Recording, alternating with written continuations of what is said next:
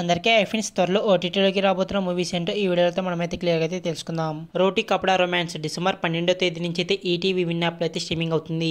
7/G December 12వ తేదీ నుంచి అయితే ఆహా యాప్లో అయితే స్ట్రీమింగ్ అవుతుంది.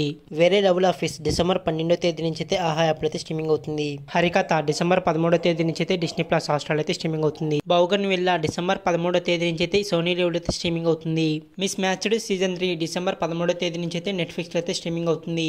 బండిట్స్ డిసెంబర్ 13వ తేదీ నుంచి అయితే అమెజాన్ ప్రైమ్ వీడియో అయితే స్ట్రీమింగ్ అవుతుంది. డిస్పాచ్ డిసెంబర్ 13వ తేదీ నుంచి అయితే G5 అయితే స్ట్రీమింగ్ అవుతుంది. Girls Will Be Girls December 18వ తేదీ నుంచి అయితే అమెజాన్ ప్రైమ్ వీడియో అయితే స్ట్రీమింగ్ అవుతుంది. లీలా వినోదం డిసెంబర్ 19వ తేదీ నుంచి అయితే ఈటీవీ విన్ యాప్ అయితే స్ట్రీమింగ్ అవుతుంది.